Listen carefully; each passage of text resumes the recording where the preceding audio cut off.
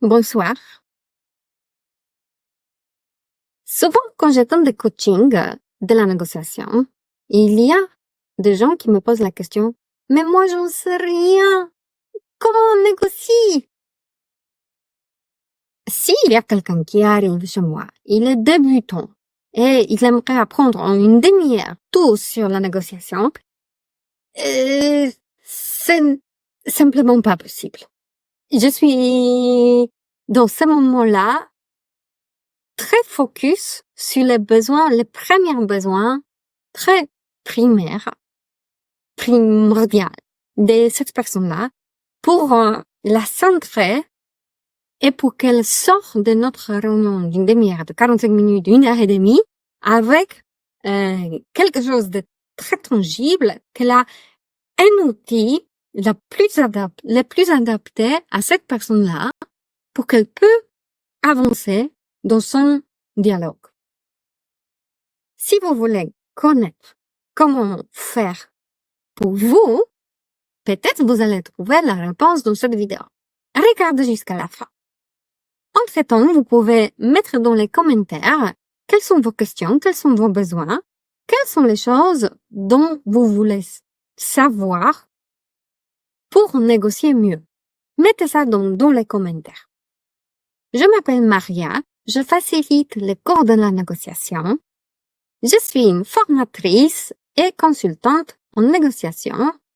Je donne des astuces techniques et conseils dans les domaines.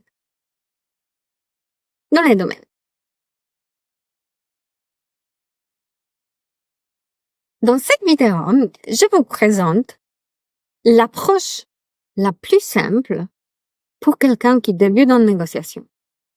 Récemment, j'avais en call une Anne, changeant de prénom comme d'habitude, et Anne m'a posé la question, mais comment faire ma négociation? Moi, je ne sais pas comment faire. Donc, ce que je lui ai répondu, c'était, OK, je te connais un peu parce qu'on a travaillé ensemble. On a eu ce projet ensemble, c'est que je t'ai observé. Je peux te mettre maintenant en amont, je peux te mettre quelque part en évidence.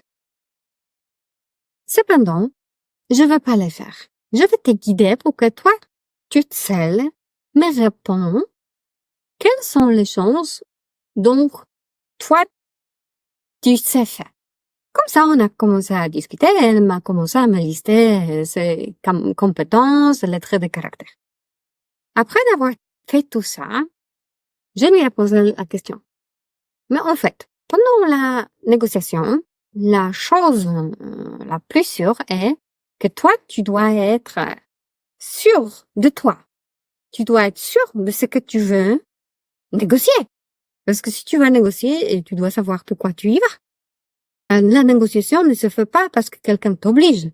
La négociation, c'est parce que, OK, tu es consciente, il y a une situation à régler. Donc, il faudra que tu saches quelle est ta part dans cette situation. Donc, je lui ai posé la question. Comment savoir qu'est-ce que je veux dire et est-ce que ce que je veux dire, c'est bien ça, ce que j'ai voulu dire? C'est fort, non? Je vous en parle parce que souvent les gens n'ont pas fait de ménage dans leur tête. Ils n'ont pas fait la préparation pour être sûrs avec quoi j'y vais à cette négociation. Aujourd'hui, dans cette vidéo, je vous propose comment faire des ménages.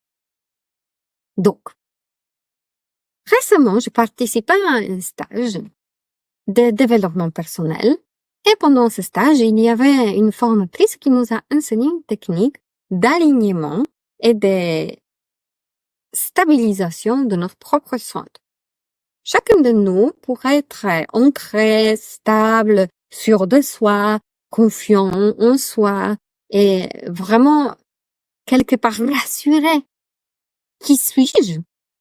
A besoin de se sentir en paix avec elle ou lui-même. Cette technique m'a très touchée parce que tu ne peux pas te tromper. Cette technique peut faire valider est-ce que ce que je pensais, ce que je décidais dans ma tête, c'est vraiment ça, donc j'y fonce. Je parle de mon exemple là parce que ce sera le plus évident et comme ça, je peux utiliser mes mots à moi et ma vie personnelle pour illustrer ce que dont je parle.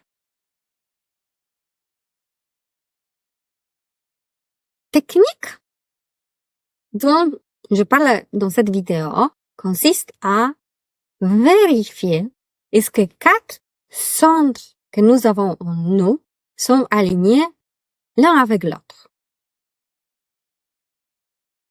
Premier centre, on peut parler d'énergétique, un centre qui est fort au niveau de stimulation, de pouvoir décisionnaire, c'est notre cerveau. Si notre cerveau a trouvé une idée, oui, je partirai en vacances week-end avant le Noël, comme ça je vais éviter les bouchons et comme ça je vais éviter de faire les courses, comme ça tout est bon, je n'ai pas besoin de faire de déco de Noël à ma maison parce que tout sera fait chez mes parents. Ça c'est les idées de ma tête. Premier centre. Maintenant, comment vérifier que ces idées sont correctes? Il nous laisse 3 autres centres auxquels il faudra poser cette question-là. Est-ce que c'est une bonne décision?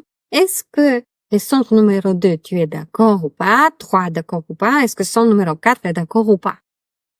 Donc, quand vous pensez, quel est le centre numéro 2? Centre numéro 2, ça va être notre cœur. Noël, c'est pas la chose la plus simple, c'est vraiment la chose super émotionnelle. Il y aura la famille, il y aura plein de joie, il y aura des surprises, il y a des tantes que tu vois une seule fois par an, il y aura des belles mères ou belles pères, beaux-pères, pardon. Donc, ça peut être comme les nids de tout possible, d'explosions éventuelles. Donc, émotionnellement, est-ce que moi je suis prête de partir une semaine avant le Noël? Donc, ça veut dire passer 7 jours de plus avec ma famille. Ou peut-être, waouh, oui, j'adore voir mes neveux, ma nièce, il y a des bébés qui sont nés. Bon, c'est une super occasion. Ça, c'est une bonne idée de partir plus tôt. Vous voyez, il y a d'autres optiques qui se jouent ici. Il n'y a pas des idées, est-ce que j'ai fait des courses, est-ce que j'ai fait des codes de la maison. On parle ici plutôt relationnel, on parle des émotions qui se naissent dans mon cœur. Il y a quelque chose qui est vraiment humain. C'est un élément humain. Cette argumentation-là est complètement différente dans le centre numéro 2, le cœur, que dans le centre numéro 1, la tête, le cerveau. Quel est donc le centre numéro 3? Centre numéro 3, c'est notre ventre. On peut parler de pressentiment, on peut parler de sentiments qu'on a dans notre tripes, quelque chose qui est là dans notre corps, mais nous ne savons pas complètement qu'est-ce que c'est. Et c'est vraiment naturel, c'est normal que nous ne savons pas. Pourquoi? Si nous savions, ça serait dans la tête, ça serait logique, ça serait conscient. Puisque nous ne savons pas, c'est pas le centre de tête qui parle. Puisque on ne peut pas définir dans une façon unilatérale quelle est l'émotion, c'est difficile à dire. Je me sens bien, mal, je me sens anxieuse, je me sens impatiente. C'est difficile de dire. C'est un pressentiment qui est dans le ventre. J'ai cette intuition qui se réveille en moi. J'ai l'intuition que, par exemple, les grandes-mères, ça va être le dernier Noël dans sa vie. Et peut-être, j'aimerais bien passer un peu de temps avec la grand-mère et lui poser des questions sur l'arbre généalogique. Bon, je ne sais rien, moi, c'est un exemple comme ça de Noël. Mais ce dont je parle aujourd'hui, c'est un pressentiment, c'est quelque chose très subtil, très silencieux qui est en nous, accessible uniquement si on donne l'espace à ce pressentiment. Il nous reste le centre numéro 4.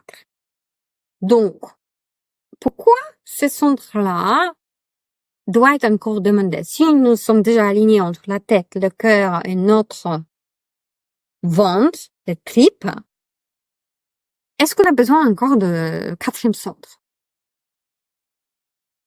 Vous savez, faire la ligne droite entre 2 points, c'est simple. Entre 3 points, selon la géométrie, ça peut être difficile de faire la ligne droite pour lier les 3 points. Et 4, ça devient déjà une affaire complexe. Centre numéro 4, c'est quelque part la validation. Pourquoi cette validation? Parce que c'est l'instinct animal.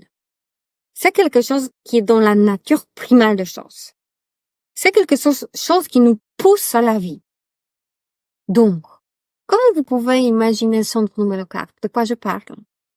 Pour ceux qui connaissent le yoga ou l'esprit de chakra, les 4 centres énergétiques, si je descends de haut vers le bas, il nous reste quoi? Il nous reste la racine, le centre sexuel.